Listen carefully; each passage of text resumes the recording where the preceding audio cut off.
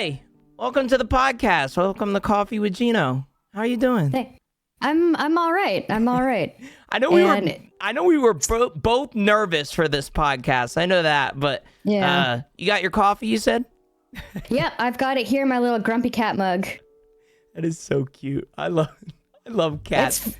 I had this mug at the radio station that I worked at, and whenever I'd make coffee, my coworkers would come in, and I'd tell them, "Don't talk to me until the cat is smiling." And they're like, "Oh, it's one of those changing mugs." I'm like, "No," and they'd laugh, and then realize I was telling them to shut up. So I love it. So sick. Well, JewLee, I want you to introduce yourself. What you do? How long you've been doing it? Doing what you're doing. How long you been in the content realm? Tell us about yourself. Yeah, so I'm JewLee. I've been streaming for about 3 years. I started on Mixer. They shut down after a month, so I moved to Twitch. But I do this part-time. I work full-time. I was in the music industry for about 20 years, as I just mentioned, but doing a little bit of an easier mentally job than before. But yeah, I play mainly Escape from Tarkov, but before Tarkov, I was a variety streamer. So yeah, this is now I'm here doing this podcast. So that's kind of interesting. Yeah, we're excited to have you on, JewLee. You also I should mention, okay, I've known you forever, through the Tarkov community, but I've known you mainly as the greatest mod of all time. I'm just gonna be honest with you. You moderate for a lot of people, and so that's awesome as well. We'll get into that. But like I said about the moderator part, you're the first serious moderator that I've kind of interviewed, right? The other people are kind of you're a content creator in your own right, but you also do a lot of modding on the side, tournament work. You're the first in that realm to kind of be on the podcast, so I'm excited for you to be here. What did you do before the content realm, though? Well, before Twitch, like I was saying, I worked in music for about 20 years. I worked at a record label where I developed artists. I toured with bands as a sound engineer because I went to school for entertainment marketing. So I have a bachelor's in that. So literally, marketing creators like you, I focus on music and actors. So I did a lot with that entertainment marketing. I had clients like Spotify, Universal Music, Live Nation. Toured with bands. My sister and brother went to military school, and my sister went on tour to Afghanistan, and I went on tour with Alexis on Fire. So we had slightly different lives growing up. Yeah, it's crazy.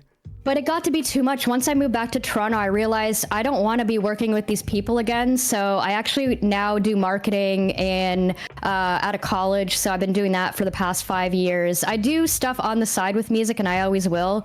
But this streaming and helping content creators really helps me scratch that itch of not being in the music world anymore. Okay. So that's why I'm here now. That's awesome. That you have quite the resume, right? 20 years of the music industry. That's funny you mentioned whole life. Yeah, literally. No, you're 100% right. I'm 20. Damn, that makes me feel young as hell. Oh my God. Personally, I'm so excited for this podcast. Like I said earlier, you and I have known each other for a while now, right? We've been seeing each other in each other's chat.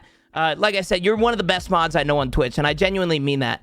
We've never been in the game together, but you've been a battle mod for me a few times. I think Evasion, a few of those podcasts, you always take a lot of pride in being able to be battle mod for a lot of people. That's awesome as well.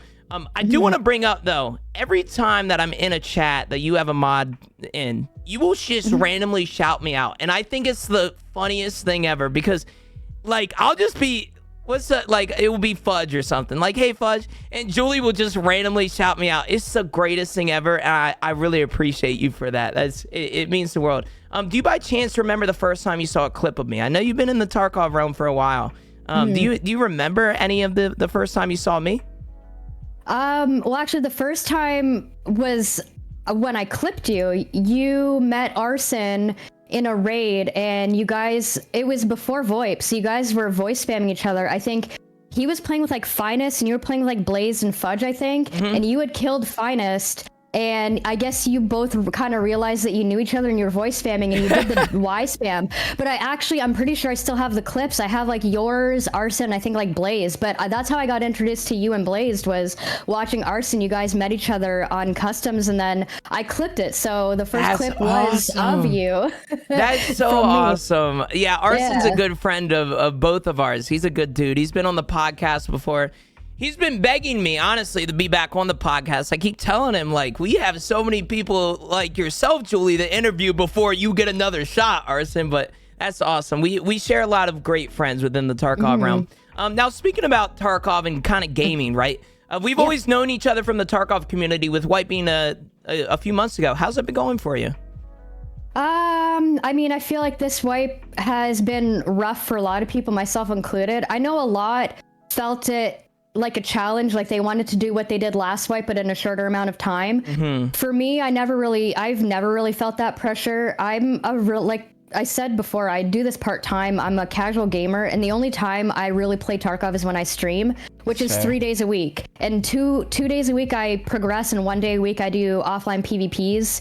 So I don't really get to progress. I'm level 24. But up until about 2 weeks ago, I wasn't able to run Streets, and now I can. So I'm learning that map and having a lot of fun. Like, Streets is a fun map, and I've been having a lot of fun with it. So that's awesome. Streets that new setting I heard is really good. Have you been using that by chance, the new Street setting?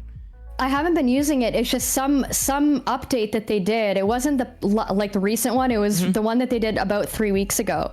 And after that, because I was disconnecting, I wasn't able, even interchange, like I would spawn in late on my PMC. Like I'm spawning in 2 minutes late. And this is Lighthouse, interchange, everything on my PMC or scav. I would spawn in on my scav and just be dead. Like I wouldn't even get to spawn. That's crazy. So they fixed it for you 3 weeks ago. That's awesome. Streets is a good map. I don't like it because of the FPS. I'll be honest. The FPS is definitely very, very, very, very rough.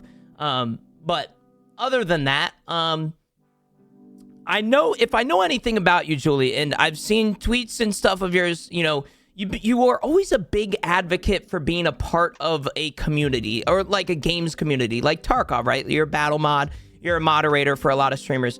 You seem very vocal about issues as well, because I've seen, you know, when people get into stuff about Tarkov issues and stuff, you'll give your opinion on it, like everybody should.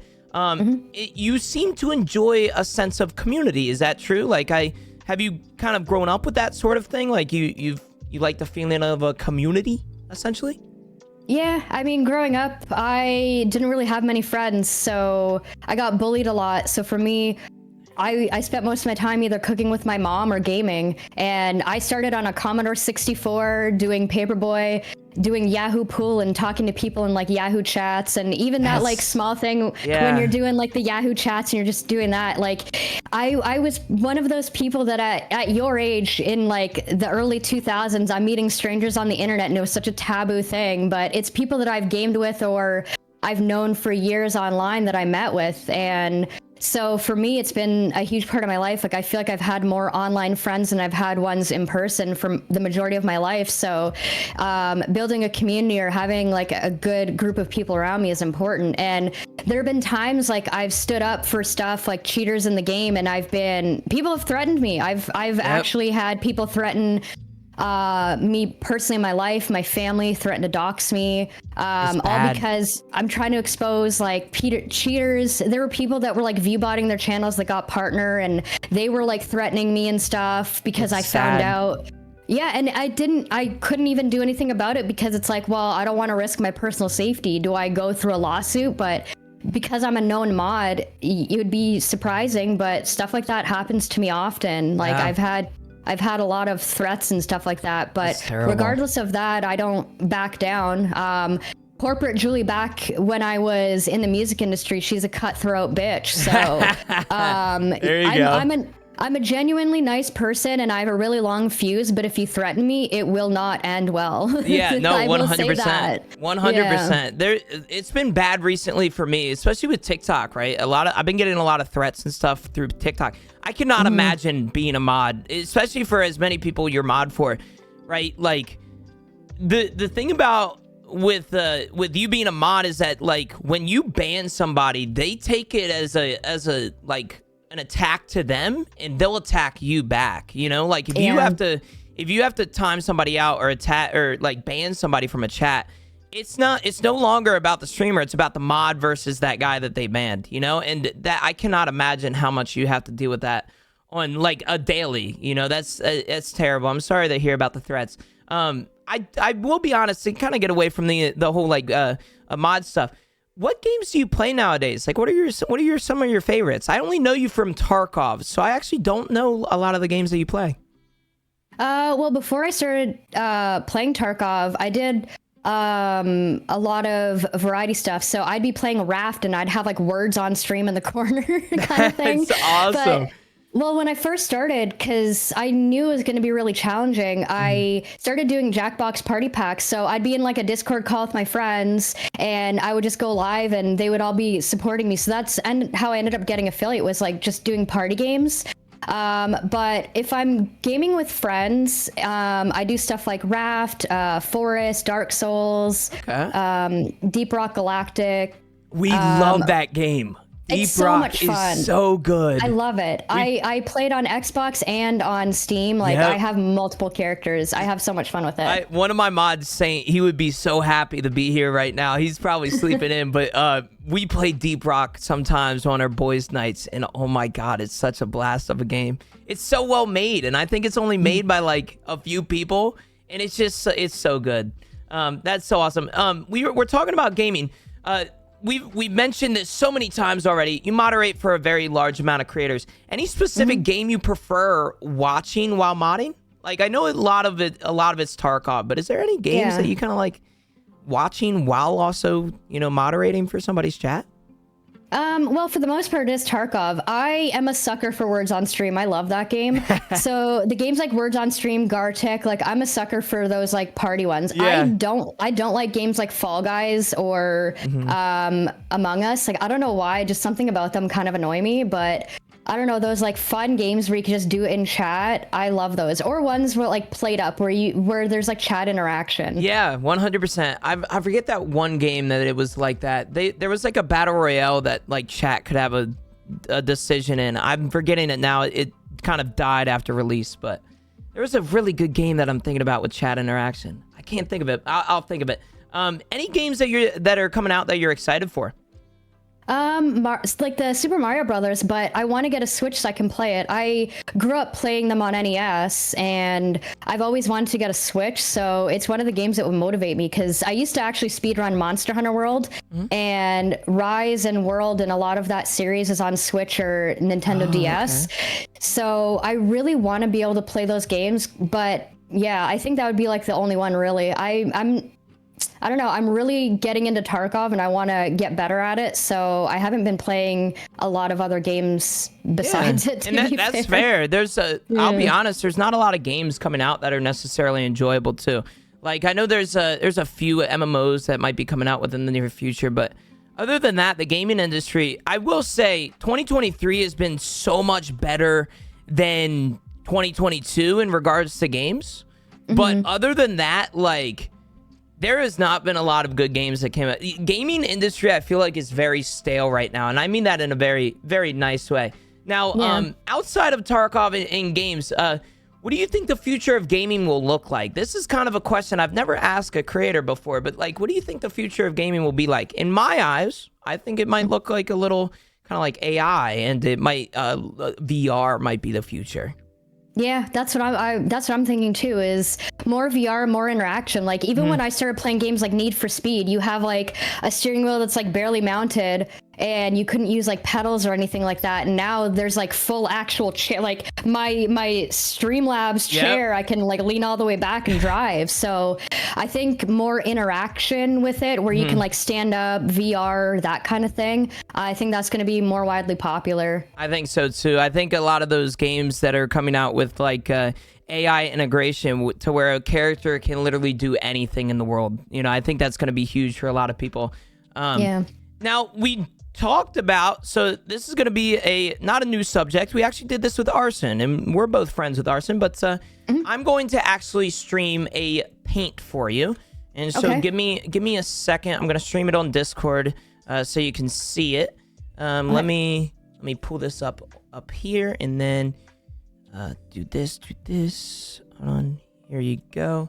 We're gonna open what I made for you. We are going to do something really, really cool. This is gonna be your JewLee Tarkov stack. This is your dream Tarkov stack. Now you can give people that are good at the game or whatever you want, right? You know a lot of creators, so I figured it would be best. Let me switch this right here. Let me and then pull up like that, and then let me stop streaming camera wise. Here we go. There we go. This is going to be your JewLee Tarkov stack. Now I'm going to pull up the brush here so I can write it in. But I want to give you your Tarkov stack. Who's number one? I'll stick to like people that I mod for. Okay. That way I'm not going for like the gloriouses and you know, so given the fact that we're all best friends and have great comms and have played before, so we'll pretend that all of that happens. I would say probably Trey 24K. Trey.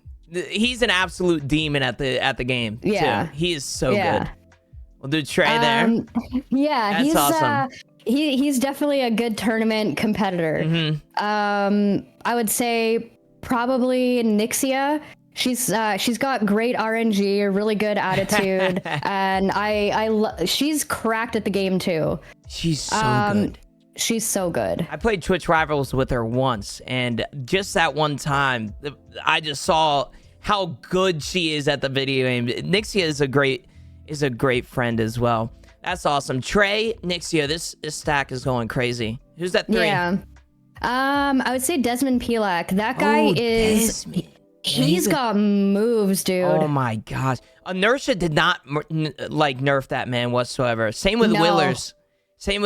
Did not nerf that man whatsoever. He's a beast. No, and like the tree patch, I feel like it isn't even a personal attack against all the rats like Stankrat or Exfil Camper. I feel like it's a personal attack against them because they're the movement ones that can actually get in those trees. Yep. Most people can't. 100%. No, 100%. This is a demon of a squad, by the way. Oh my gosh. Who's that your 4? I would probably say Reef. Reef. He is such a good dude too. I love Reef.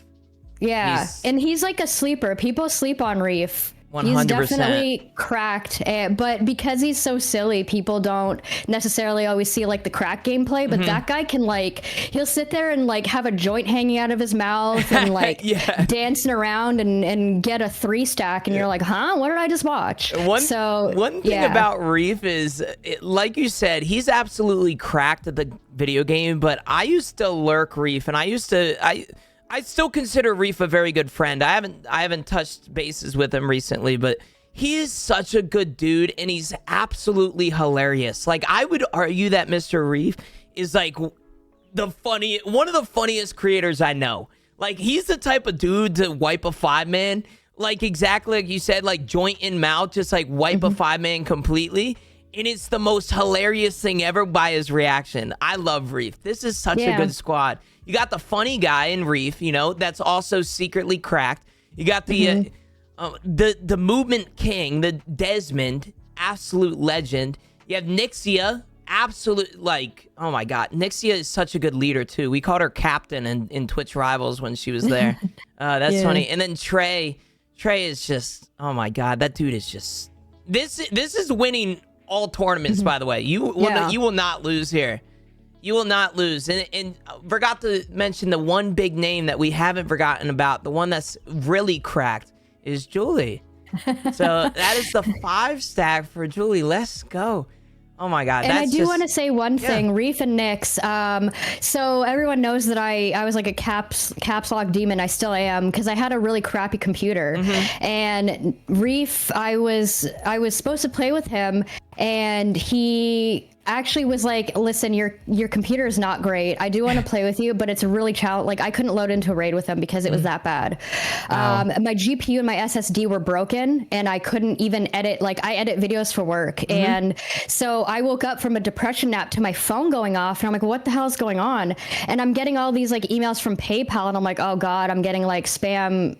And it turns out Reef reached out to Arson, Jay, and Nix to raise money for me to get a new computer. So this computer that I'm on right now. Yeah. So Jay actually also helped raise money for me to get a Go XLR. So without them, I will say Stints, Roddy from Stints Built gave me the Go XLR and this mic at a discounted price, so I didn't pay the full price for either of them. He threw in the mic, I had no idea, but I bought my computer from them and I said, hey, like, do you know of a Go XLR where I could get one? Jay's like, yeah, or Roddy was like, yeah, I've got a Go XLR, and Jay helped me pay for that. So, sick. The four of them will always have a special place in my heart because when I was worried about my livelihood, not even just being able to game, but I couldn't do my job. And they stepped up and did something that made me ugly cry for months. I don't blame you. That is so awesome. They're such good people too. That whole friend group, you know, Nixia, Reef, Jay, Ames, all of them, they are such good people. Like, I'm so excited for TwitchCon. I'm so excited for TwitchCon to meet everybody. They're just great people all around. And speaking about great people, you're also a great person yourself, JewLee, so I hope you understand that. This is the JewLee Tarkov stack, so thank you for this. This is a demon group. I'm gonna stop streaming here, and then we are going to turn back my camera again, and then we're gonna do this. We're gonna get back to some questions, if you do not mind. I'm so excited for this next subject. The next subject that we're gonna be talking about is the coffee subject. Now, before we get into any of the deep questions, which we will get into later in the podcast, I want to know, are you a coffee drinker? Now, I know this question, but tell us about your coffee shenanigans, JewLee. Yeah, actually, I love coffee. When I was 6 years old, my dad, he's the type that could drink a whole pot before breakfast. He would grind his own coffee, and I loved the smell of coffee, so I would actually take his coffee beans and just eat them whole. Which might explain why I'm 5'1". I don't know if it's... I'm gonna blame it on that. I loved coffee growing up. I would drink it. I would cups of coffee, but I can probably do like one or two cups now. Like I will operate in a different universe if I have more than that. So you're on Mars, 100%. Oh yeah.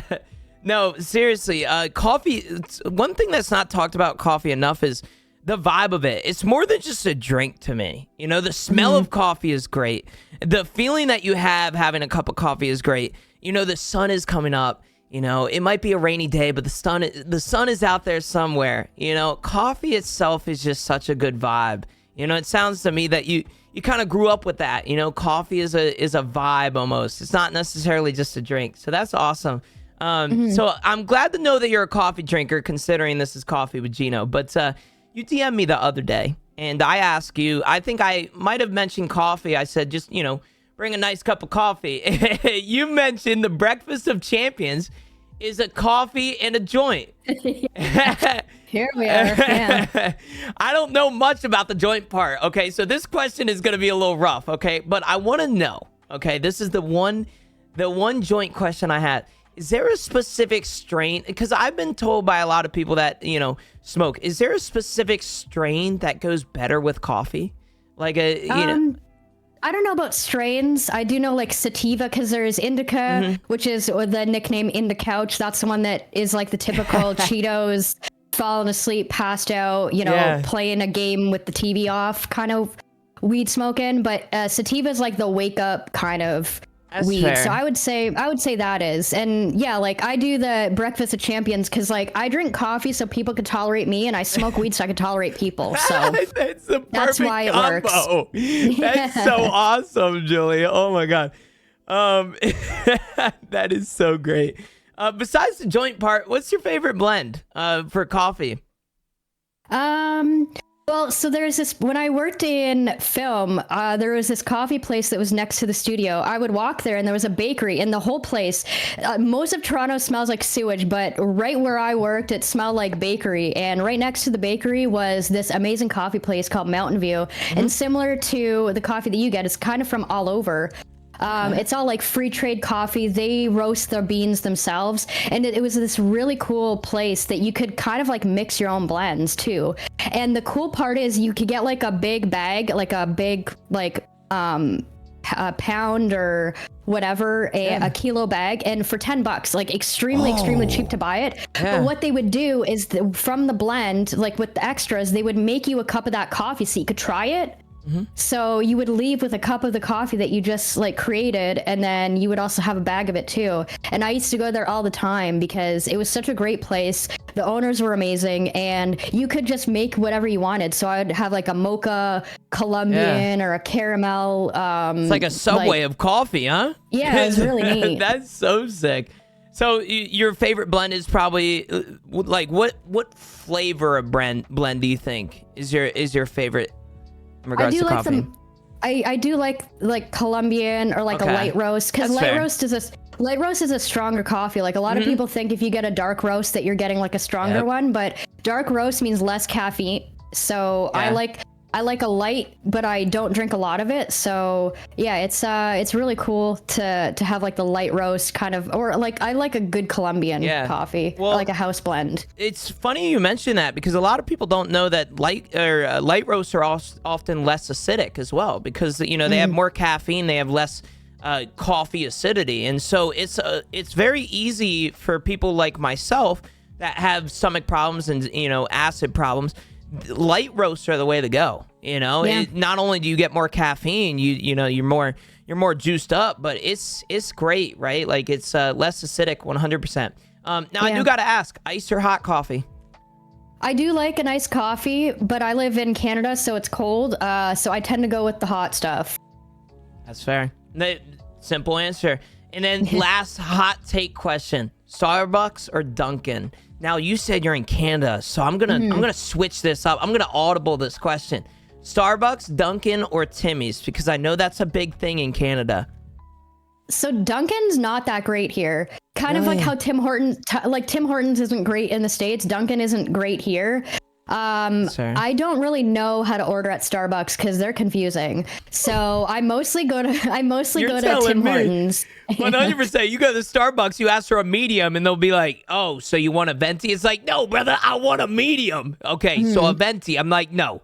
I get visibly angry sometimes at Starbucks. I'll be honest. Their sizes are Italian, but it's a Starbucks that's made in the New York. Like, I don't understand it, but whatever that is. I agree. I want to try Timmy's. I heard they have really good breakfast too. Is that true?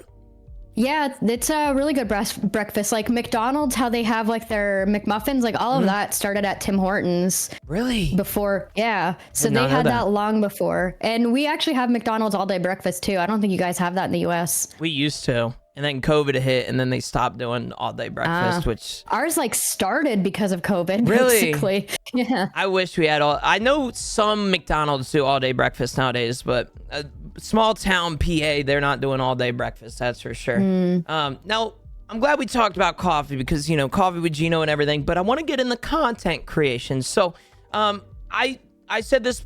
I've said this so many times. I have a lot of questions regarding content creation, but you also have a well-known presence of being a moderator for every creator I know. Like, I'm serious. Like every creator I know. Did you ever think you'd be a mod for so many people? No. When I first started on Twitch, I didn't even know how to set up OBS.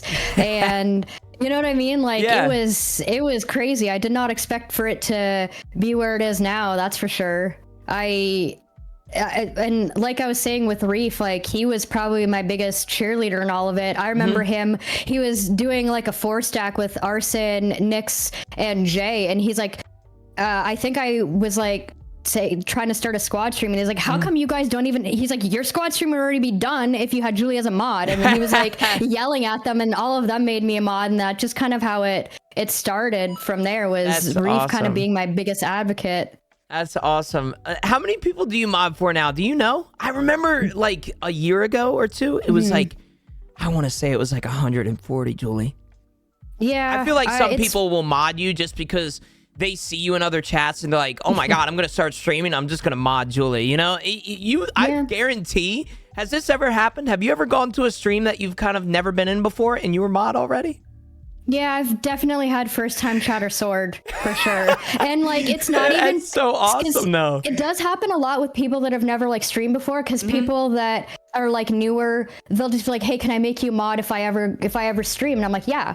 And I'll go follow them. And I follow everybody that I like, you know, that does that. But there have been like partnered streamers that I'm first time chatter. Like somebody will raid them and I go in and I have a sword and I'm shouting out the person. And like, I the first thing I do is put in work. My first time chatter message, exclamation SO, that name. So it's clocked into work, you know? That's awesome. But I will say, like, people have to manage their expectations because there used to be a tracker. And last time I checked, in February, Twitch changed their API. So the tracker stopped and I was about 150 then. But it's increased. I know there's people that have unmodded me since. And there's people that have definitely modded me since.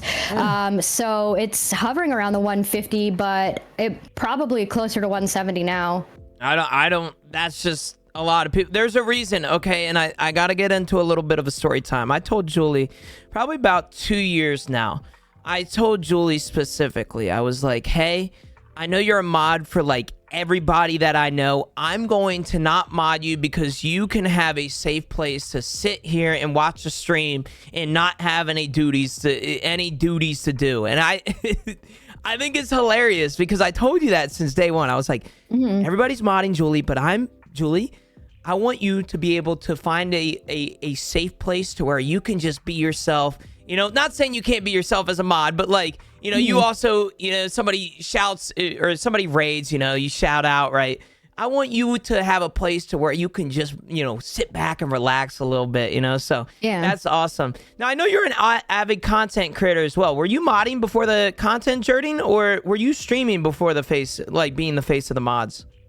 I was streaming. I probably streamed for about a year before I even really got into Tarkov or the Tarkov community. So, yeah, definitely that before. But before being in Tarkov, like I was a mod for quite a few people already, probably like at least a dozen. And then I started kind of getting into the Tarkov world, and that's where it blew up. That's so sick. Now, being a mod in a stream, and I you know this, the most trusting thing a creator can do for somebody, like mods hold a lot more power than people think, especially like super moderators nowadays and editors or whatever it may be. You're placing, like as a creator, you're placing a lot of trust to keep your chat contained, right? How does it feel to be trusted by so many people? That's got to be an awesome feeling, right? Yeah, I mean, I'm honored that people trust me with their livelihood, because at the end of the day, it's their job. So I need to make sure that I'm representing them, doing things properly, being welcoming to their community. But yeah, it's an honor and a privilege, because it affects everything that they do, whether it's like a squad stream, running ads at the appropriate time, making sure that the commands are set up properly, making sure that idiots aren't in the chat. Yep. So much more than just hopping into a stream and shouting out people. It's like there's a lot to be done for mods. Shout out to all the mods out there, man. Yeah. And I do a lot outside of streams too, like because of the whole music industry thing. Like a lot of content creators trust me because they don't necessarily know my background, but they know that I know what I'm talking about. So I get a lot of people that'll ask me for advice, marketing advice. People reach out saying like, hey, I'm looking for more people to game with, expand my horizons. Do you know people that would want to game with me? You know, last year at TwitchCon, myself and Amy Cakes organized a meetup. Pestily luckily tweeted out, so we got the word out. But, you know, just doing stuff like that, trying to get people together and gaming, or just getting more sense of community with people. Yeah, 100%. I mean, I'm glad you brought that up, because I was just about to, you know, get outside of modding and streaming, you're also a battle mod, right? Like you just mentioned that, not battle modding, but you mentioned that you were kind of like a manager, or not like a manager, but you kind of got a little get together going for TwitchCon, right? But you also are a battle mod for a lot of tournaments. Essentially, for anybody, audio viewers, you might not know what battle modding is. It's essentially people that look over like Tarkov tournaments and, rack up the points and make sure everybody's playing fair and not cheating and, all of that stuff. They count the points up and everything. That's got to be very stressful sometimes. Are those tournaments stressful for you? Yeah, they can be. When I did like Endra's tournament, for example, going into it, we didn't have like a score sheet. So just before the tournament started, I'm sitting there like writing out all these codes in Excel to do like tracking and stuff. Yeah. So, I've got it in, I was her head mod for her tournaments. She does the kill confirmed. So I'm sitting there like typing out all this stuff and making sure that all of the mods are doing their job, and also telling Ender like, okay, these people are in a fight, switch to them. So I was helping with production, helping keep track of mods for like 50 streamers. And then with Hunt, so I'm on the operations team for that. When I first joined, we were doing manual scorekeeping, which is definitely stressful because especially if there's items involved, like you have to sit there and I can't just look at end screens for that to see if they've got whatever it is that they're looking for. I have to pay attention to the raids. And so if I'm doing that for 10 people, for example, that can be challenging. Sometimes it's duos. Most of the time Hunt does solo tournaments, but now it's a little less manual on that front. So I'm advancing all the creators, like giving them information ahead of time, making sure that if it's a duo, that we have their duo information, vetting them. So making sure that like they're, I have to go through VODs and make sure that they're, honest, good people that we want in the tournament, like looking for the criteria that we're looking for there. So there's a lot that's involved with it now. Even beforehand, like when you guys get the accounts, I had to go through the process of logging in and all of that. So if you run into an issue, then I can help you with it because I've run into that problem myself. So it involves a lot, and especially day of, like there's people that their streams don't work, or they don't want to do a delay, or they're having technical issues. I remember with Lupo, for example, like his account, he just kept disconnecting when he was in the duo tournament with Fudge, and that's beyond our control. Like I cannot personally do anything about that, which sucks because we don't want technical issues where a teammate can't participate. So stuff like that can be stressful, but it's odd. Like Walker, Philbo, and Iron will sit there playing like Google, like that Google search game where you're looking for stuff and you have to figure out what the city is. They're doing that before the tournament. And I'm like, how are you not running around like crazies? They're sitting there just like playing Call of Duty, and they're like, all right, guess we're going to hop up and go broadcast. I'm like, what? So shout out Philbo and them, man. they're like, but they're so easygoing, and they're like, but we all have it down now. So like the majority of us have been doing it. They've been doing it obviously since the beginning. They're the founders. I joined probably like 3 tournaments in. So it was still a manual process, but it's a lot better now because we have private accounts. There's a lot more going for it. We're a lot bigger team. So it's a lot less stressful, but still pretty stressful. I'll be honest right now, like you are just such a smart I could not do all that. You are such a smart person, JewLee. Like I'm sure that 20 years of music industry kind of helped you with that. But man, I could not. There's just a lot to do there, it seems. Oh my God. Now, speaking about a lot to do, in the content creation field, I consider you like a jack of all trades, right? You're an incredible mod, you're a creator, you're an incredible person, you're essentially a manager for the community. Is that hard to balance sometimes? Like with your stream, with modding? Like, is that hard to balance, or have you found a pretty good balance in that? It can be tricky at times because things will overlap. Ultimately, for me, content creation, streaming, and modding is all secondary to like my IRL. When COVID started to like clear up, I guess, I had to go back to the office, so I had to change my stream schedule.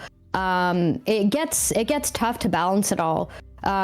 Tournaments sometimes like they overlap with times that I stream, so I have to shift my schedule for that.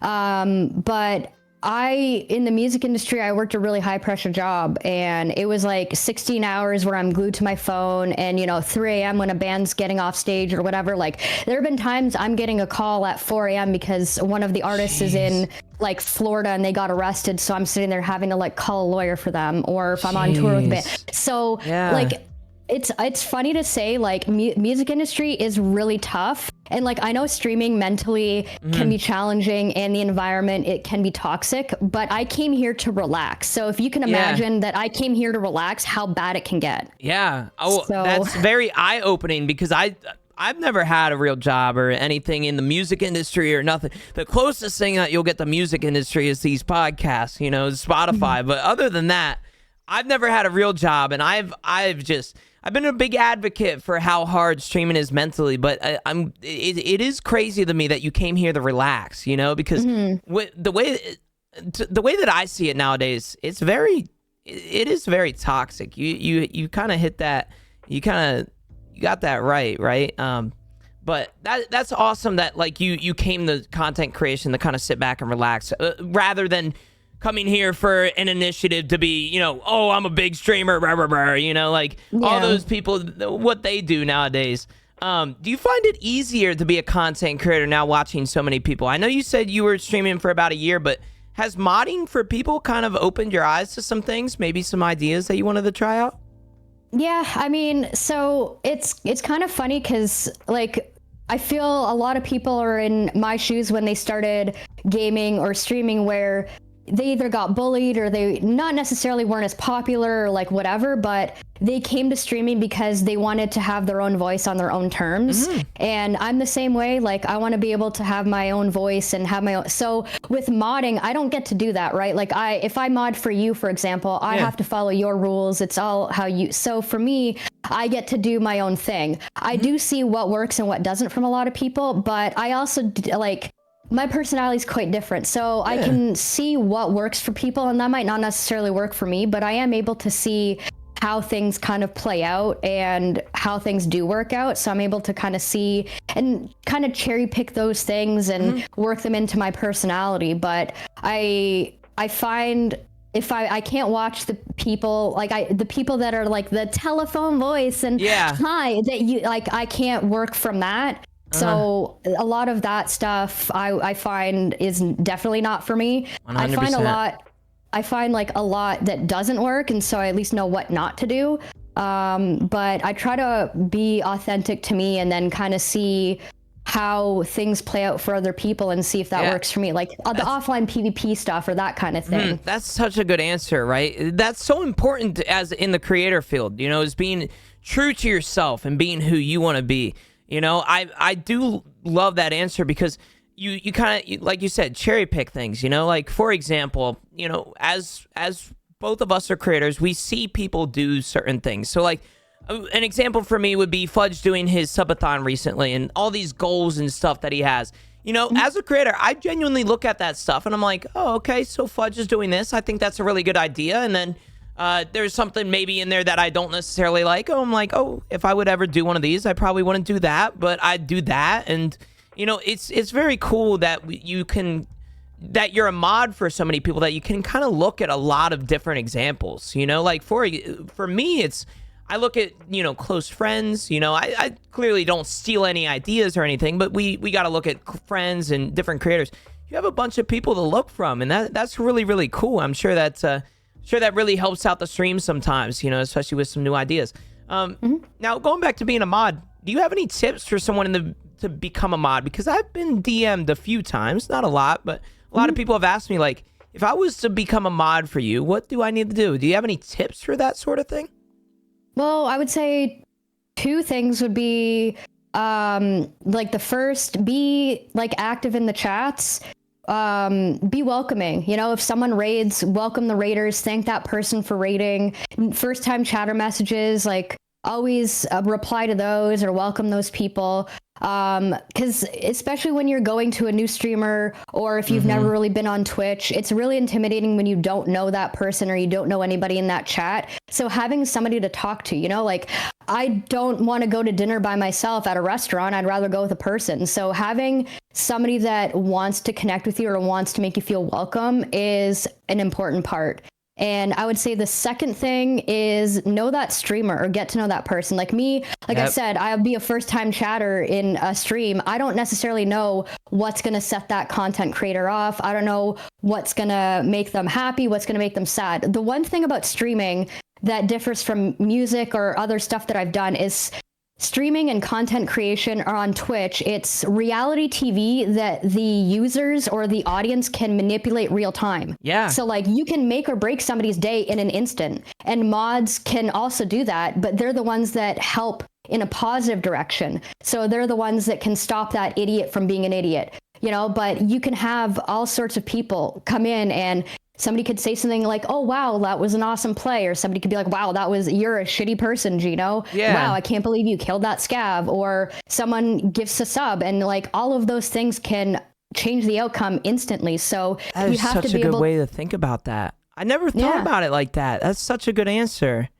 Yeah. Oh my gosh. So with mods, you have to kind of be able to adapt to that. But know that creator and know like, okay, that they're going in a direction where that content creator is not going to be happy. I should stop that now. Because there's some people, like you see they get killed and then that username comes in the chat and does a GG's. And for some people, they'll be like, oh, GG's, didn't see you there. And for other people, they'll ban that person. So it's knowing what that content creator is willing to put up with it or not. And a tip to mods or to content creators is make sure that your mods are people that actually know you. It's cool to have XQC as a mod and be like, oh my God, is he really going to realistically do anything for you? Like I have it's cool because you can have your friends as mods. That way you can have like VIP spaces, but make sure that you manage your expectations on what they're able to do, but get those community members that are active, that constantly support you,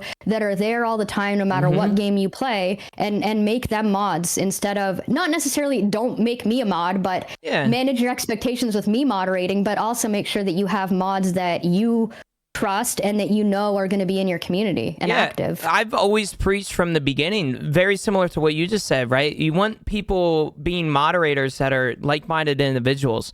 Like, for example, I have Saint Visible is a mod for me. He is a absolute great dude. He's like me. He doesn't like drama, he doesn't, haters blow, right? We don't like haters, But one thing that I love about, him being on the mod team is that he also questions my ideas sometimes. And a lot of my mods will do that. I think the best sort of mods are the ones that are like-minded and they will follow, what you want to do, or they're like you in a regards to a certain subject. They don't like haters, or, nobody likes haters, but like they'll go a very passive way of getting somebody removed. But also somebody that's going to challenge you, and question you and question your ideas. I want to do a subathon, and then Saint will be the first one to tell you're going to be burnt out, man. Like, I don't know just yet, It's like one of those things, right? And I think that's so important for creators and stuff, is to have those like-minded mods. Now, we are going to move on to a subject that a lot of people love. This is the throwback section. Now, I did tell you that I sent you the script and everything, but I told you not to look at these because I found some pretty interesting tweets from quite a while ago. Oh God! Like I'm talking first ever tweet by JewLee. Okay, so I'm gonna take this camera away one more time, and then I'm going to we are going. Hold on, let me. Oh man, I'm all over the place. Hold on, I got it.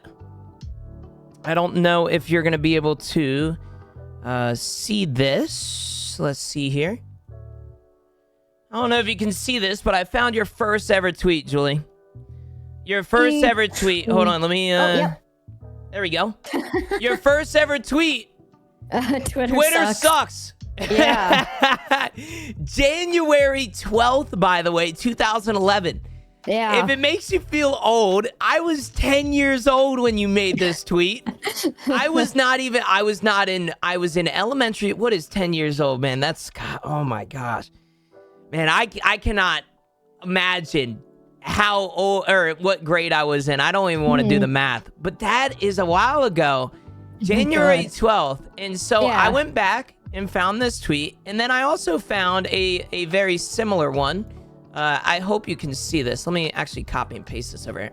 Like this. All right. Can you see this? Yeah, you should be able to. I'm going to try this Twitter thing. I don't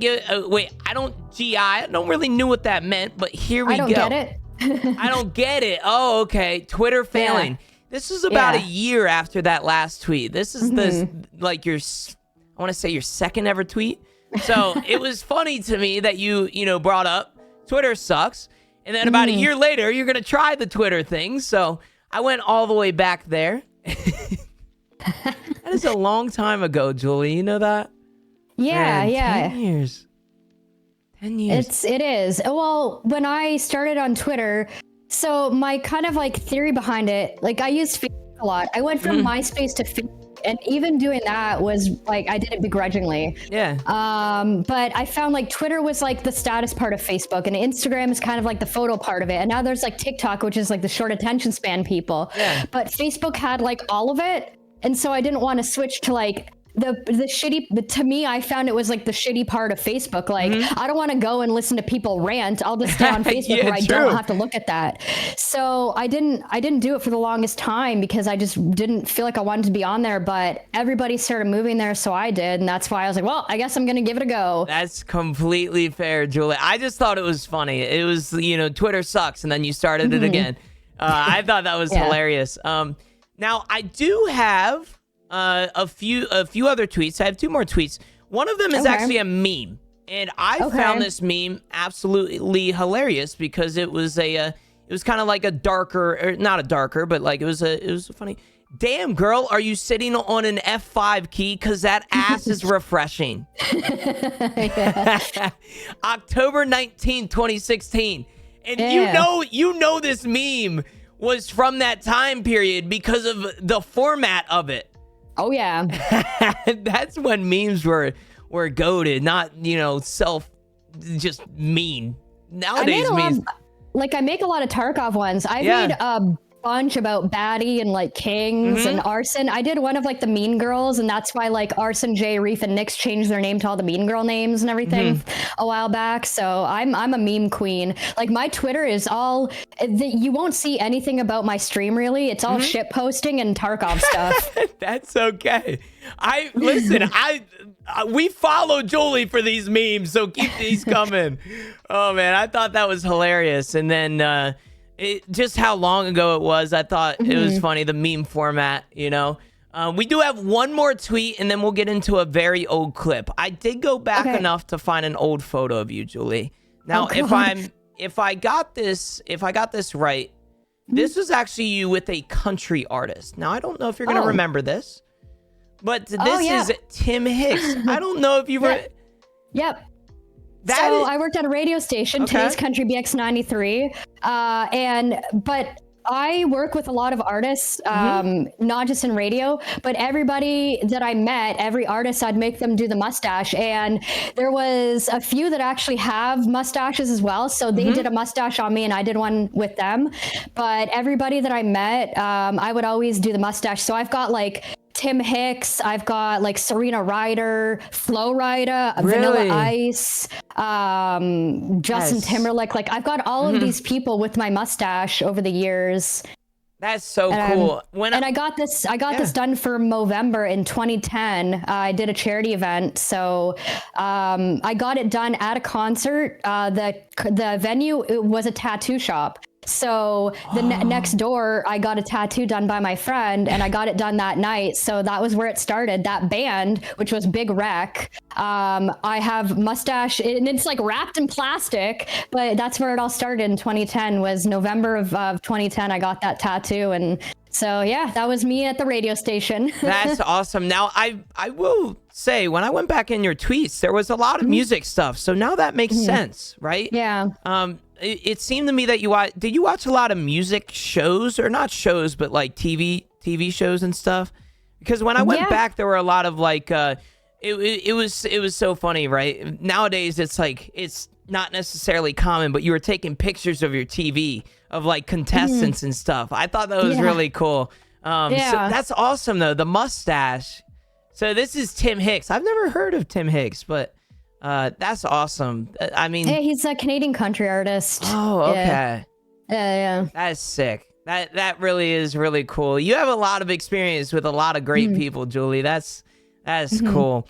Now I do have one more throwback, and this is actually a featured clip. Oh God. This is a very old clip of you eating a cricket. Now, are you able? Hold on. Are you able to? Oh, I opened it on the wrong screen. Oopsie daisy. Hold on. Let me pull this up. Yeah. So you, like I said, you ate a cricket. Oh my God! You still have the box of crickets. I still do. Are you serious? So, man, them things. Oh, I could not. I even have scorpion suckers. Oh, okay. Yeah, just casual scorpion suckers, huh? Just just a normal one. This was 3 years ago.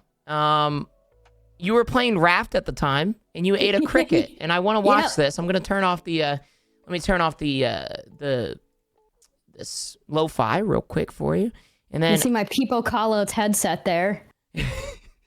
This is from my crop top in my living room. This is probably like my fourth. I think I just got affiliate here. This is a fucking beefy boy, because Nico bought them for me. He bought them for me. I could not, JewLee. He saw my Amazon wish list and was like, this is disgusting. Let's make you suffer. So here's the first one. I'm in a onesie. Everybody. It has a crunch. Oh, it does. Actually, that's pretty tasty. He didn't hate it. Not bad. They're expecting you to hate it. It's crunchy. Can you hear it? You're thinking about a second one. That's hilarious. Crunchy. It almost... I don't want to compare it to this because I might not ever eat them again, but it's almost like sunflower seeds. The aftertaste is not great.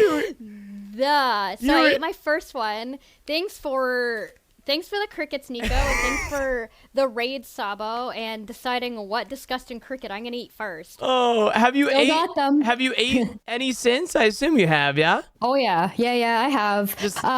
So when I first started streaming, that was actually my first stream as an affiliate, I think. So I wanted to get stuff for my stream, but I didn't want it to, like, there's Bean Boozles and there's a lot of stuff that people were doing. So I made a wish list and I had my friends add to it. And I was like, okay, when I get affiliate, like I'll publish my wish list and all that. But what I didn't know was they had bought me the crickets and the worms. So what I did when I first started streaming was anytime I got a raid or subs or anything like that, I would eat crickets, and I end up eating a lot. But that was actually the first cricket I ever ate. My friend Sabo raided me, Epic Sabo. Yeah. He and so I ate that from my couch with my little Peepo headset going on there, and my Peepo Carlos headset. Yeah. Is that an Elvis pillow, or who is that? That's it's sick. Elvis. Yeah. So this is like my first stream from my crap top, which I can't really use much. It's the caps lock crap top. Oh, but, no, not the caps. But, That's so awesome. I've been doing that ever since. Now I have like a channel point redemption, so I switched a lot of my stuff so that it doesn't cost money, because I know, like, with the way COVID is right now, and people, like, I don't want to make people have to pay money to, like, fuck with me or troll me or whatever. So all of that stuff is with channel points. So you can make me eat crickets, worms. I have scorpion suckers, but those I usually save for, like, my birthday when I raise money for TwitchCon, and I'll eat a scorpion sucker then. I can't find. I would show you what they look like, but I can't find one here. Go watch JewLee so you guys can make her eat crickets and stuff. No, that's awesome. I put disgusting thing in. I put questionable things in my mouth. Yeah, I mean, we could definitely. There's some very lucky guy out there, I can tell you that. I'm sure. I'm sure that. I mean, oh man, that I could not do a cricket. I could not do a guy either. If I'm being honest. What I'm hearing is a sub goal. What I'm hearing is partner plus sub goal to eat a cricket. No, I already got to dress up for Halloween, JewLee. Come on, don't do this to me. Oh, that's awesome. Well, that's the throwback section. I do have one more question in regards to the throwback section, but I hope you enjoyed those old tweets that I was able to find. I went back to the first ever tweet. But that's awesome. For any of the audio viewers, I'm sure you guys are confused with that crunch of the cricket, but she ate a cricket and she said it was good. So any of you guys confused there, that's what that is. I'm going to pull up this again and then pull up this. There's my webcam again. Now, we are going to do, like I said, we're going to do a throwback question. I'm going to turn down that music real quick. One more question, like I said. If you're like me, you wish you got into gaming and streaming sooner. Like, I wish I was a streamer 8 years ago, you know? What's a game what's a game or community you wish you joined sooner? Would it be the Tarkov community? Probably. I wish I got to play it sooner and got into it a little bit sooner, but I find, I've got the funky camera going on too. Oh, yeah. Sorry about that. I got it. There we go. My 5 head is very big right now. No, that's okay, JewLee. I have a big forehead too, so we can have big foreheads together. But no, like the Tarkov community probably. Yeah, I would say Tarkov, because I find you get 2 types of communities. You get like the COD where the game is like pretty well put together, but the community is toxic.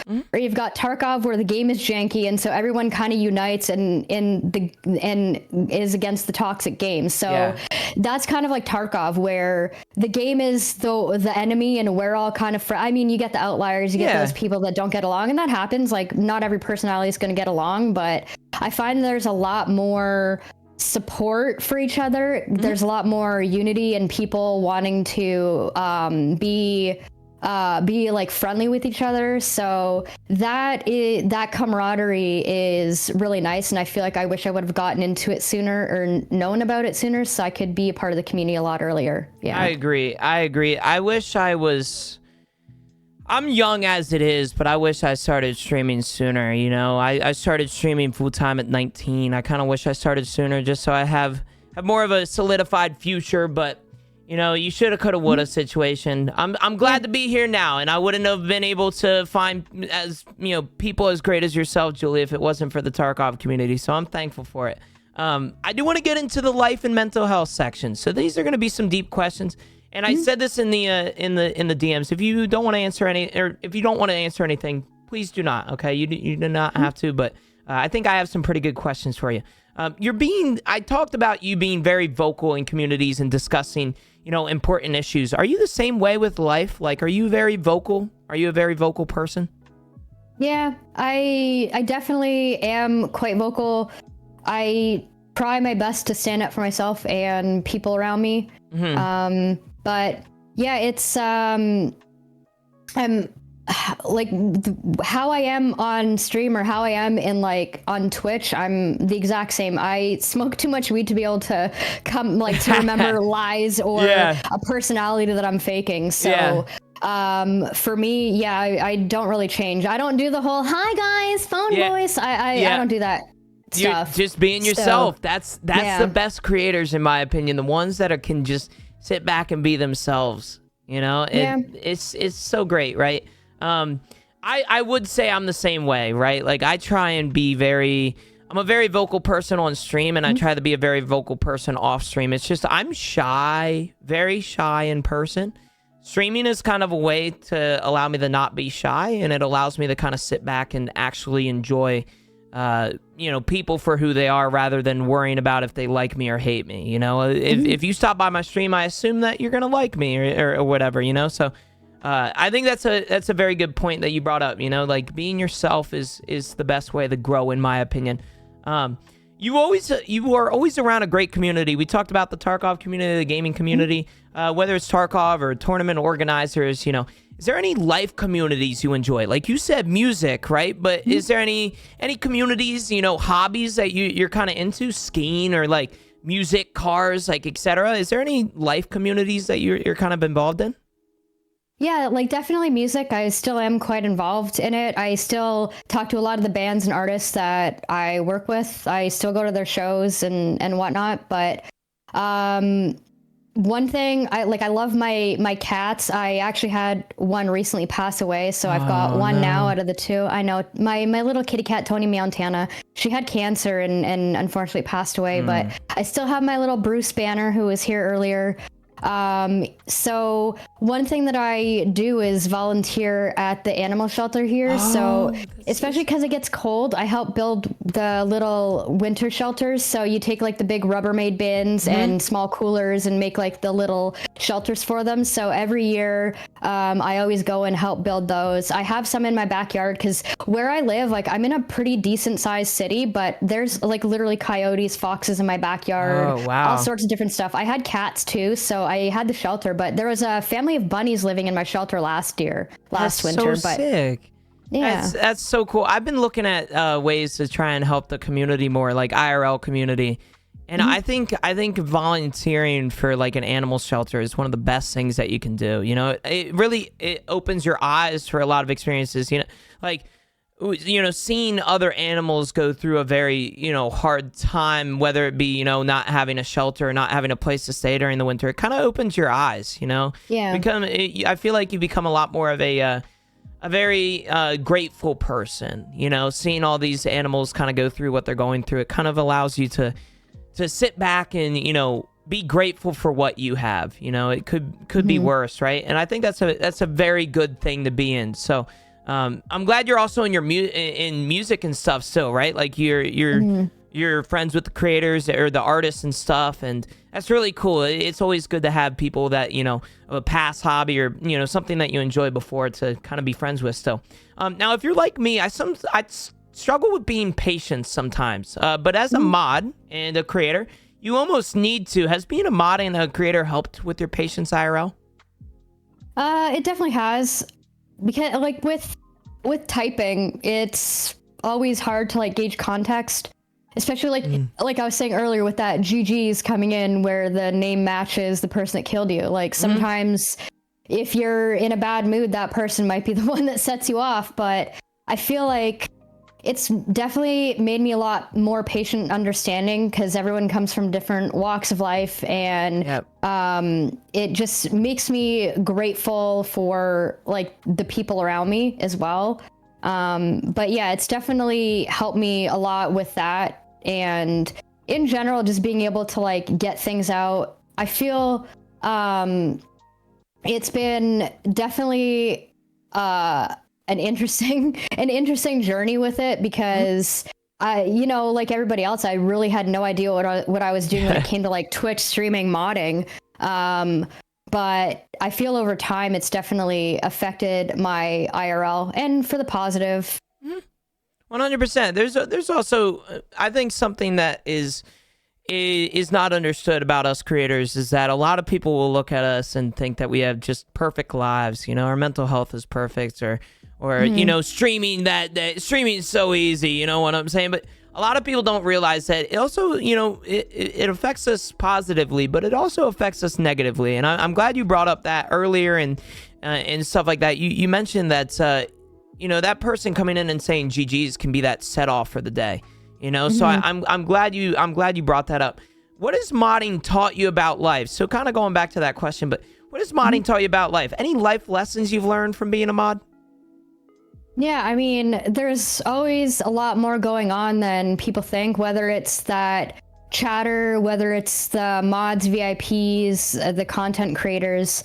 There's always a bigger picture that a lot of people don't necessarily get to see. So I try to be empathetic towards that and make sure that I go in with like a lot of understanding.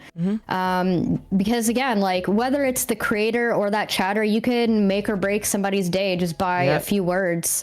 So I always try to be thoughtful and be cautious about that. So, but I feel like my music industry experience, because I worked with like a lot of like one of my jobs was basically helping young artists have like a public persona and how to deal with life like this.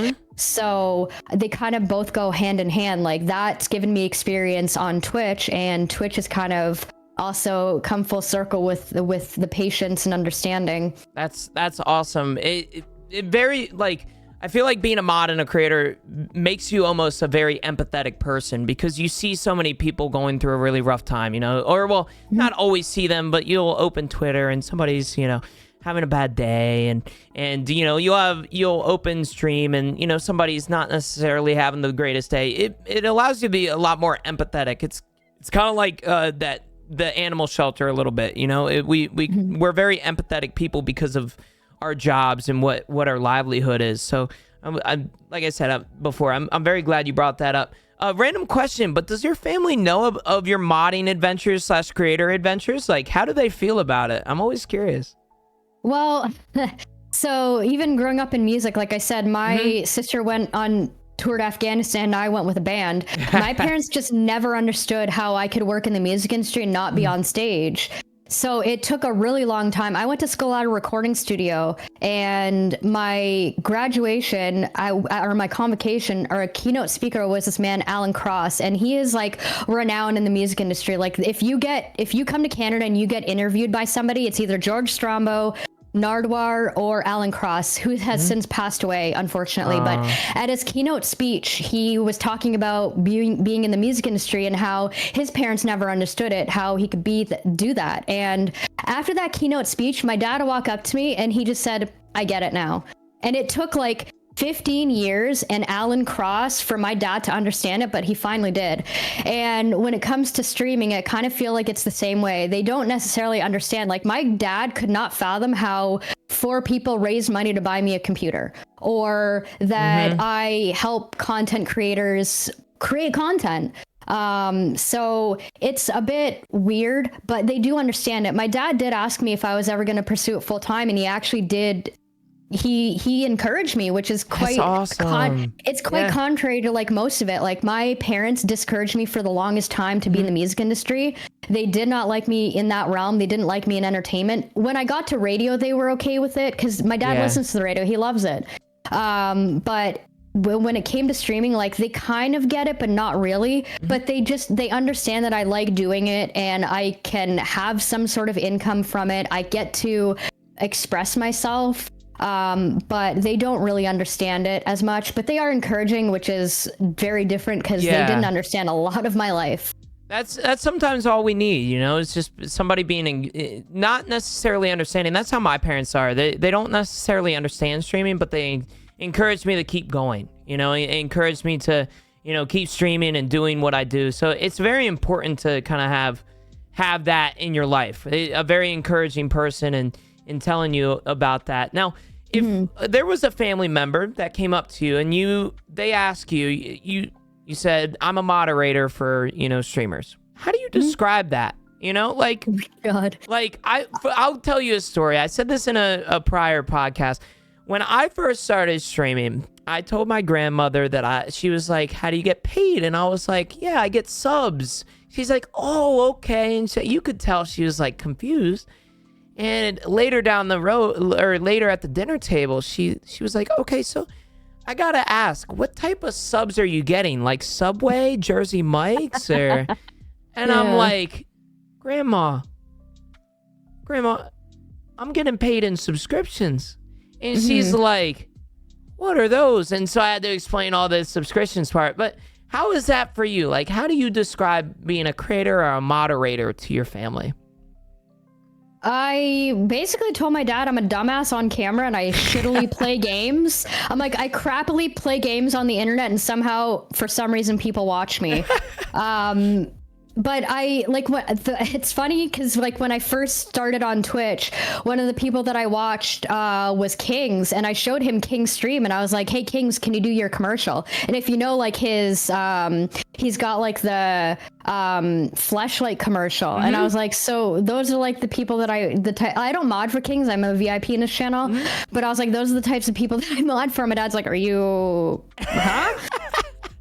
But I like That's Well, yeah, awesome. like I showed him a couple streams and I showed him, okay, like pretend this person is doing something stupid, then I make sure that they don't talk in the chat. Or, like when this person's done streaming, we'll chat and we'll talk about ideas that they can do. But it's really hard to explain this realm to people because it's so niche, and like a lot of people don't, like when you started off, you said, I've never had a real job. And it's like, well, this is a real job. Yeah. Well, I'd say real job in a sense of like, Yeah. well, everybody comes to me and says it isn't a real job. So I've over time, I've been like, this isn't real, but 100%. I think this is a real job. I think it's very mentally taxing. It might not be mentally taxing compared to other things, but no, 100%. It is a real job, and I hope everybody can understand that. We've talked about balance with all you do. Now bringing it into, life and mental health. You feel like you balance everything well with, modding and streaming, of course, but like your life, like family. Do you feel like you balance all of that well? Yeah, I try to. My family's pretty close. They're all within an hour. We all were spread apart for a while. Like my brother was in London, England. I was in Toronto. My sister was in Afghanistan, Quebec, all sorts of different places. But now we're all pretty close. My parents live across the street, which is Everybody Loves Raymond. If you've ever seen that show, it's like they're uncomfortably close. Oh, really? Sometimes. Yeah. Like, which I appreciate their help. Like my dad would come over and like mow my lawn, but he'll do it while I'm streaming. So it's like right there. So like my window is right there and you can hear it. So that's the part that sucks.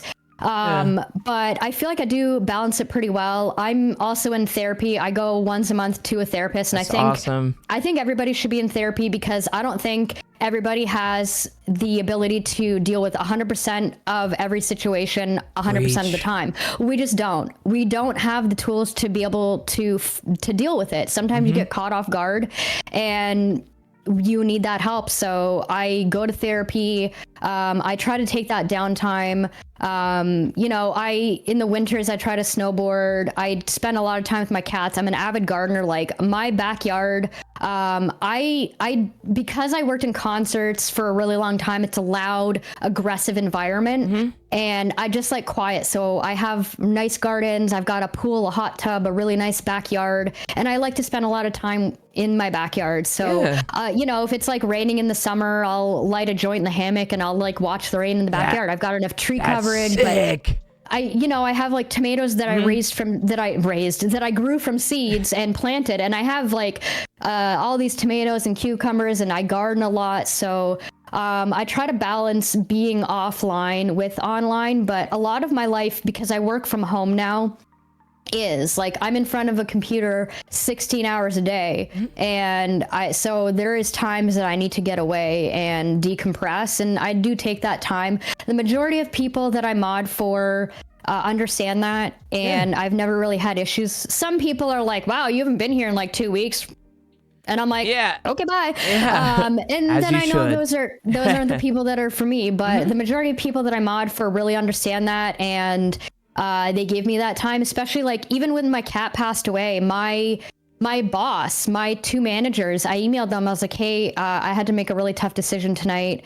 I had to let my cat go. Is it okay if I take some time off? And I'm grateful that if I was in the music industry, they'd be like, I don't give a shit that your grandpa died. You're coming into work. Like it didn't matter. Yeah. That happened. My grandfather died and I wasn't allowed to take time off work. What? The music industries. Man, what? That is unbelievable. Holy hell. They weren't going to let me go to his funeral. I went, but I was like, I don't care what you think. I'm still going. I still kept my job because it's not like they're going to let me go. But you know what I mean? The fact that I have to fight for stuff like that. Whereas like now I have my day job. Like I have two amazing managers that are empathetic. So if I need that time, they give it to me. Work can be overwhelming at times. Like lately we've been short staffed because people have quit or been on vacation. So it's been really tough. But I find that I have a pretty good balance now. Now that I'm older, I have found what's more important. Like in my 20s, when I was your age, like, I worked in an industry that's motto is sex, drugs, and rock and roll. And I was like, sure, why not? But I've found that that's not really the life for me. And I've been able to calm down a lot and find what's important and what isn't. And as you press on, and as you go on in life, you'll realize what those important things are, and that's what you focus on, and that's what I do now. So I feel like I've got a really good balance now, I think. Yeah, that's awesome. Having a good balance is very, very good. Now, I did want to touch on the therapy subject. You mentioned that you think everybody should want, or not want one. I've been saying this quote forever. I've been saying, I don't think everybody needs a therapist, but I think everybody should have one. And I'm a firm believer in that, right? Even the happiest people in the world need somebody to talk to, or somebody to kind of get, talk situations through with. And I think that is huge that you're advocating for something like that. There was a story the other day on TikTok. There was a guy that came in. He was very, very mean, very rude person. And I straight up told him, I was like, hey, man, like, we're going to have to, like, ban you or whatever. But I told him, I was like, hey, I wish you, or I hope that you can get some help. And I kind of said to him, I was like, I hope you can get some help, because when you hate on somebody, you are essentially like insecure with yourself. And I told him straight up, like, if you ever need anything, man, you can DM me or maybe get some professional help. And then I had a viewer later, and he came in, he was like, Gino, I heard a conversation earlier. I didn't like how you told this man that he needed therapy. And I told him, I was like, I don't look at therapy in a negative way. When I'm telling somebody that, and I also called the guy insecure, which I would argue insecurity is not a bad thing. Everybody in life is insecure, whether it be of, the way that you look, or, the way that you, like, I'll just be honest, like, I have, like, really big love handles, and there's something that I'm insecure of, but I don't look at that insecurity as a bad thing. And the one guy came in, he was like, I didn't like how you called him insecure either. And I was like, I'll be honest, like, I'm not meaning that in a negative way, and I think that's very important, is understanding that, living in a negative mindset or being a person and getting therapy isn't a bad thing. It doesn't mean you're weak. It means that you're strong more than anything, because you're self-aware. Exactly. And getting help and going to the gym or whatever it may be, you're strong for doing that stuff. You aren't weak for getting help. You are strong because you got the courage to go ask for that sort of thing. So I'm really glad you brought that up. Like, therapy is huge for me. Yeah. And kind of going to what therapy does to me, when I talk to my therapist, I'm like always smiling. And when it comes to you, JewLee, you're always smiling when I lurk in your streams, and you spread good vibes literally every time that I'm in there.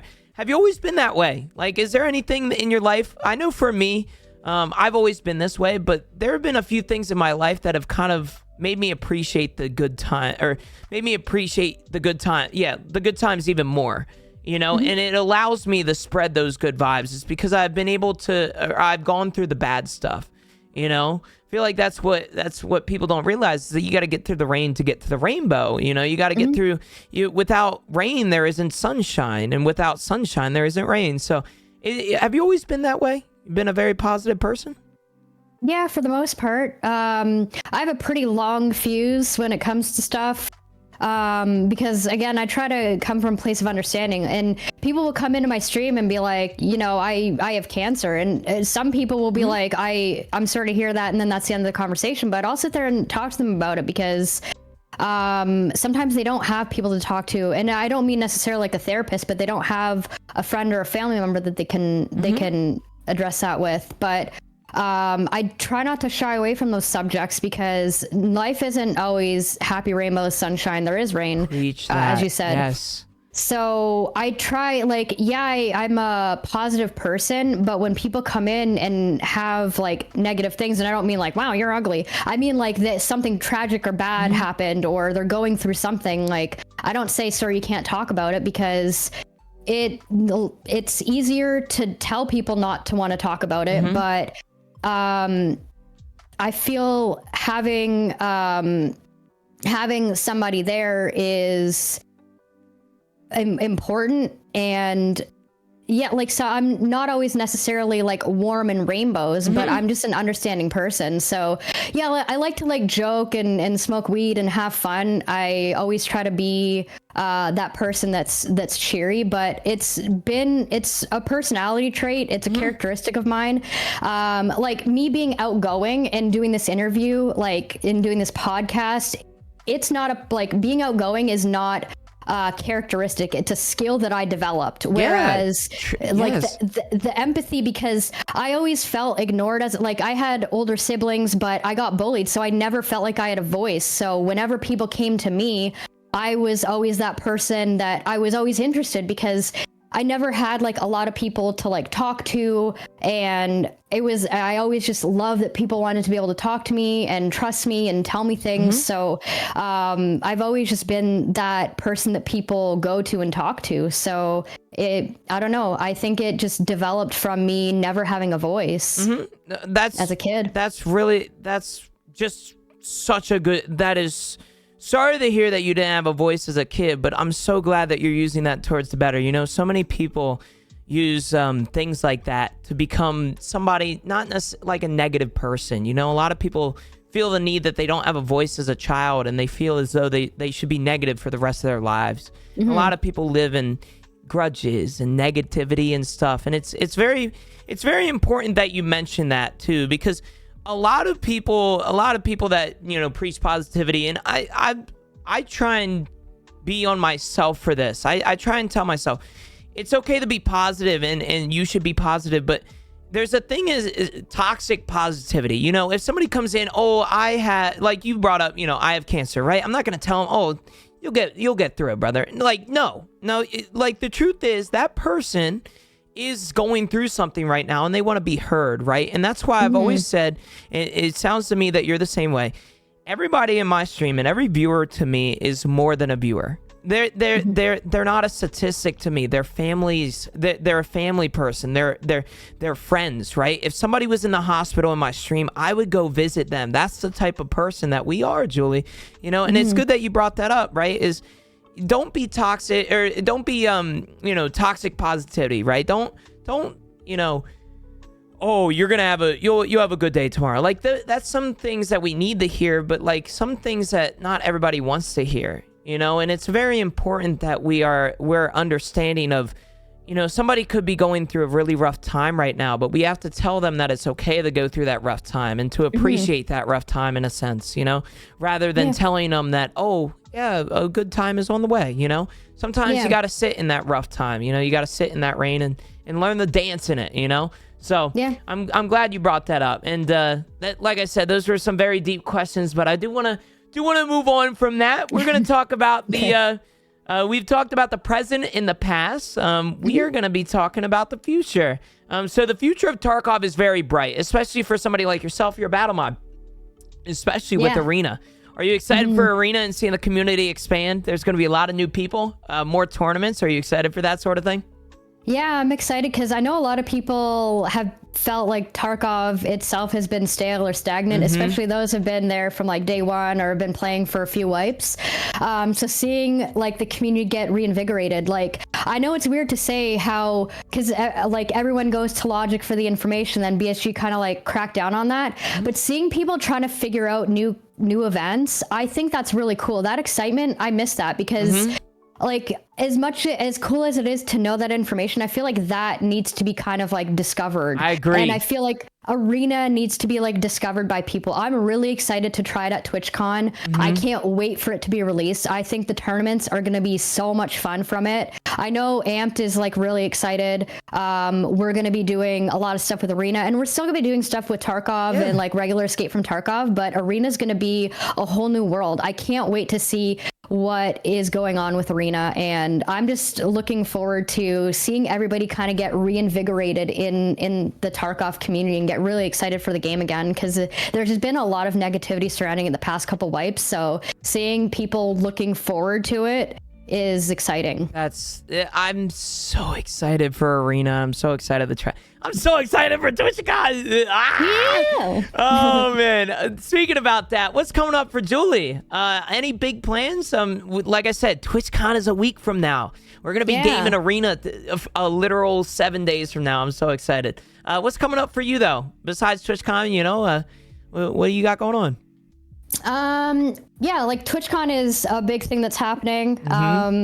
But honestly, not a whole lot for me in terms of like IRL stuff. But yeah, I don't know. I would say in terms of like streaming and everything, I got the invite for partner. I did apply once. Well, my numbers were like 108, but I got denied for numbers, and so I did apply once. I didn't meet the 75, even though like it said I had like over 100. So hopefully, like I don't want the check mark. I do want the fancy one with the cool colors, because my goal with Twitch or with streaming is to be one of the community representatives for Twitch. Yeah.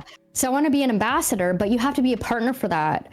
So I'm hoping I wanted to be partner for TwitchCon. Obviously that's not going to happen. Hopefully next year. But I want to be an ambassador because I want to be able to represent Tarkov on a larger scale and be able to represent the Tarkov community with Twitch and represent us. And kind of be a voice, because I know there aren't many, if any, that I know of that play Tarkov. So I think it'd be really cool for that. But yeah, in order for that, I need to get partners. So hopefully one day I'll get it. I'm really close, just not quite there yet. So hopefully with a little bit more consistency. But again, I only stream 3 days a week, so it's tough to have. It's tough to have people and loyal people, or people that want to come in and stay around, especially because I'm so I guess temporary compared to like most of the other people. But slowly but surely I'm getting there, and I have a lot of support, especially from the people that I mod for. A lot of people in the Tarkov community also want to see me with that check mark. So I'm extremely grateful that I have a lot of supportive people around me that are willing to do that. So that's hopefully in my future. Yeah, that's so cool, JewLee. I'm so excited for not only your future, but Tarkov's future. We need to get JewLee as a representative in here, man. We don't have any representatives right now. So that's so cool. You're going to do a lot of great things. We've talked to you throughout this entire podcast, and I can tell you right now, you're probably one of the smartest people I know. Like, if there's anybody that can be a representative, it's yourself. So good for you. I'm super excited to hear about the big plan, or I'm super excited for some of your big plans coming up, and I cannot wait for TwitchCon. I cannot wait. Now, we had this for the first time last week, or not last week. We had this with the last podcast guest was on here. We did a little subject called speed questions. Now, this is no longer a new subject, but I did want to ask some questions. One regarding food, which I just stuttered about. And we're gonna ask some speed questions. So if you want to answer this in preferably quickly, just ramble off some answers, and we can go from there. And then afterwards, chat, get your questions ready. So we're gonna be asking chat questions as well. So make sure you guys have those ready. Favorite food, JewLee? Pierogies. Specifically, my mom. Pyrohe. I'm Ukrainian, so. Oh, that's sick. Oh my! I've had pierogies once, and they were pretty good, but they're probably Americanized pierogies, and they probably weren't the greatest. Woods or the beach? I used to love woods until I started playing Tarkov. That's the most toxic map, so now I'm going to say beach. It has discouraged me from liking trees, and the only trees I like are these ones. I do not like woods. I used to camp avidly, and now it's beach. I'm a beach person. Let's go. Yeah, fuck woods. Yeah. Cats or dogs? I know this one. Cats. That's cats are awesome. I like dogs, I'll be honest. Cats are great too. If you won the lottery, what are you doing with your money first? Probably pay off my house, because that's the biggest debt I've got, and then probably spend a couple mil on my friends and family and put the rest in the bank. That's awesome. Favorite musician? Ooh, Beatles. I would say the Beatles. Beatles are a good one. That was the speed question subject. I really like that Woods answer. That's hilarious. That's definitely going to be a Twitter clip. I hope you know that. Oh God. For one, I wanted to say thank you. We're officially at the outro of the podcast. So I want to say thank you for being on the podcast, JewLee. However, you're not just done just yet. We do have some chat questions. So chat, if you guys have any questions for JewLee, long-time mod, long-time streamer, long-time everything, good person all around. If you guys have any questions, make sure you guys ask in chat. I did have a good one up top there. It was a while ago. Have you ever been, now some NDAs, there might be some NDAs. Have you ever been paid by a streamer for modding? I've had like Lettuce and Bearkey ask me for my PayPal because they wanted to buy me a coffee. I declined. But like, so Willers, for example, he's sponsored by Gamer Advantage, the glasses, and Joel ended up messaging me saying like, you do a lot for Will, you do a lot for a lot of people. Let me buy you a pair of glasses. Fudge has bought me, I think he bought me BattleBit. So I've had people do stuff like that, but direct payment, no. I have been given like funds from Hunt. They raise money for us to get a little bit of pay for the work that we do, but much deserved. Yeah. So stuff like that, yeah, but I don't really accept payments.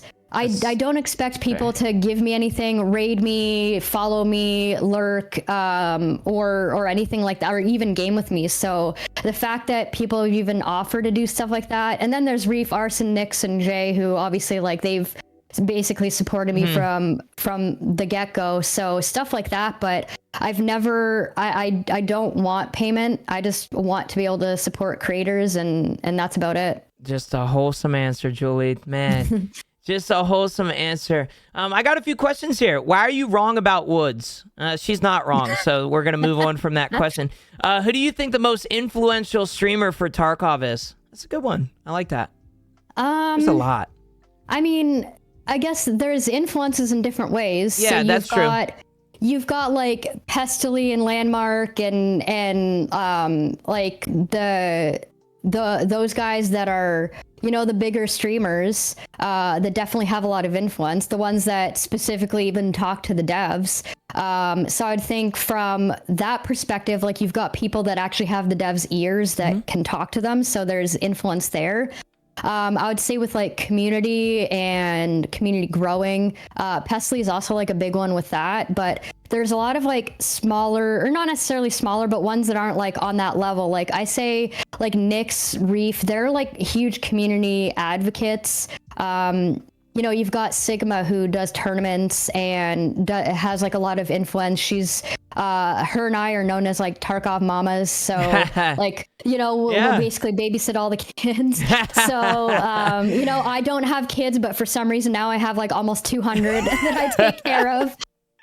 So I'd say awesome. Like, you know, you've got people that can influence people in that capacity, but yeah, I'd say like those people have a lot of input just based on how they go with the community. But there's a lot of people that might have influence on Twitter versus TikTok. So yeah, it all varies on kind of where you're looking for that. Yeah. Like whether it's with devs or community or other streamers. Sure, it depends what we're talking about most influential, you know. It's like what are we influencing, you know? But 100% Pestily is a absolute legend. I've always said my dream is to become a Pestily of a video game eventually. Right later down the road, I want to be somebody like Pestily. He does so much for the community. Yeah, we have a bunch of good questions actually. What would you suggest trying to get, or what would you suggest to someone trying to get into working from home? Well, there are a lot of work from home jobs. You can actually filter, like when it comes to like, my job wasn't work from home. I started it in the office and then we got put there. I actually fought to get work from home status. But for me to get work, like there are jobs you can filter on like LinkedIn and whatever, like Workopolis or whatever you're doing Indeed to filter by that. But I would say learn a skill. Like if you are somebody that watches streams and content creators and that's something that you like, learn how to video edit or learn how to do social media, because a lot of those things, like when it comes to streaming or when it comes to this, you like any job or anything in life, you either have to have the money to pay somebody to do it, or you have to have the time and the skills. So if you don't have the money, you have to have the time and the skills. So learn those skills, because a lot of people need editors, and not like the ones that are just like, oh, I need an editor. And then you get like that emote artist that shows up on Twitter. Yeah. So like actually learn, but like you have to go to school from it. It's a learned skill. I went to school 100%. at a recording studio to learn video and audio editing. Like I was working with artists like Drake and Rush, you know? So when it comes to that stuff, you have to be able to have the skill set to do it. So find a skill that you're really good at, but there's a lot of jobs that you can do from home. When I was doing entertainment marketing, I'm, doing tweets, or I'm doing ads for Spotify, and I'm doing that from the comfort of my couch. So try and get a skill that is digital, whether it's coding. You can do like Rev, which is transcripts, video editing. There's all sorts of stuff digitally that you can do. So go and do those online courses to get some of the accreditation, because oftentimes you'll find that if you don't have the education behind it, you likely won't get the job. A lot of employers aren't looking for necessarily the education. Like, yeah, they want somebody that's intelligent, but they want to see commitment. So if you have a 4-year degree, they know that you're going to have the knowledge, but they want to see is commitment to something. They want to know that you're not going to quit when it gets hard. So stick to something, learn a trade, or learn a skill, and there are going to be plenty of jobs and plenty of opportunities. You just have to put yourself out there for it. Such a good answer. I'm not even going to add any on to that. That's just such a good answer. Learn a skill, 100%. I have probably 2 more questions here. If you could mod for any Twitch streamer, any game or platform, who would it be? Can I say my answer before you maybe say yours? I'm not a mod, so I don't know much. I modded for like 3 people in my life, but Summit 1G, 100%. I love that dude. I love Summit. He's just the biggest inspiration of mine. But I'm curious to see your answer, since you have a mod in a lot of people's streams. Yeah, I'll give a Tarkov and a non-Tarkov answer. So like Tarkov, I'd say Glorious, because he represents a lot of the attitude that I have. He's a very patient, kind person, and he's just like really grateful for life. And he can get killed by a bush with a pistol, and he just like GG's and on to the next raid. So he's just got like a really good positive attitude, and he gets to do it on a large scale. So he gets to affect a lot of people's lives with that. And I would say non-Tarkov streamer Pokimane, because she's just fun, bubbly. 100%. I chill in her stream all the time as a lurker, so I tend not to talk in a lot of streams because of the whole caps thing. But I lurk a lot in her stream, and it's just like, I don't know, it's just harmless fun. 100. We'll get our people in contact with Pokimane's people. Do not worry, JewLee. Okay. Okay. We will do that. Those are 2 great answers. Absolute wonderful answers. I think I had one more question. Or did I not? Oh no, I did not. That's okay. Well, I did have somebody. I don't know. I'm sure this is going to mean a lot. Do you know Grovac? I assume you do, yeah? He says, I'm so happy for an old friend. Used to deal with us degens at the bar to making people's days on Twitch. Love to see it. I've never worked at a bar, so he's got to be talking about you, is he not? Or is he talking Grovac? I'm trying to find the name here. I didn't see it. It starts with a G. It's under hardcores. Huh. I don't know. I don't know. Mole Man. Oh, Mole Man. Okay, yeah. I worked at a concert venue in a bar. And he was always there. I did Jaeger bomb pong competitions, like with Jaeger bombs. Yeah, you could. This is what my drinking tolerance was. I could do those like rounds and rounds of that. But yeah, I worked at a concert venue and at a bar, and he was always there. So. That's awesome. That's hilarious. That's awesome. Well, shout out Mo, man. That's awesome. Well, JewLee, that is the end of the chat questions. I don't think anybody else has any. I do want to go back to the first thing that we ever mentioned on the podcast. Where can we find you? Platform, schedule. Tell us everything about JewLee. Well, I do stream on Twitch, JEWLEE, not JULIE. It's funny because I can't use my name in game either. It's banned. The JEW is banned. So, but I stream Mondays and Thursdays at 4 p.m. Eastern, and then Saturdays usually around 11. Saturdays is my offline PvP days, so usually that's the day that I am gaming with the homies. I apologize about taking your time, by the way. I know you. No, that's okay. I'm sorry. That's okay. I mean, I still have time. But I stream here on Twitch. I do shit post on Twitter. It's a Jew_Lee on Twitter. I started using Instagram like a couple months ago, so I'm fairly new to that. I have like one post of garden gnomes, so yeah. And that's about it. But yeah, you'll see me in pretty much everybody's stream as a mod. So if you don't catch me on my stream, you'll catch me everywhere else probably. That's awesome. That's awesome. How was your coffee? It was delicious. I had it was actually Keurig Tim Hortons with a pump of mocha in there. Oh, that sounds good. Well, thank you again, JewLee, for being on the podcast. I am so thankful for somebody as influential as yourself and as prominent in the community to stop by the Coffee with Geno podcast. I'm so happy that you're able to sit down.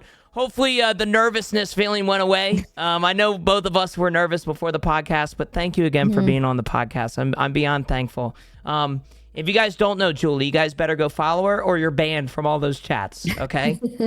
Thank you so much for having me. I'm really grateful that you thought of me. 100%, JewLee. You're so prominent and so influential in the community. I had to. So I appreciate it, JewLee. Thank you again. And I hope you have a good... You're streaming after this, right? We're rating you. We're rating you. I just want to freaking love you, JewLee. You have a good one. Thank you so much for stopping by the podcast. I really appreciate you. Thank you so much for having me. Bye-bye. Wow! We love JewLee, man. I'm telling you right now, chat, if you guys don't know JewLee, you need to. Because if you don't know JewLee already, you're probably living under a rock. But man, we love JewLee. She's such a big part of the community. She's great. Once again, thank you again, JewLee, for being on the podcast. And I figured before we end the recording, don't forget to check out the Coffee with Geno Twitter. It's Coffee with Geno on Twitter with one O in Geno. And support this podcast feature on Spotify. That's a kind of like a brand new thing that we added on there. If you are interested in supporting the podcast financially, you can, but it is not needed.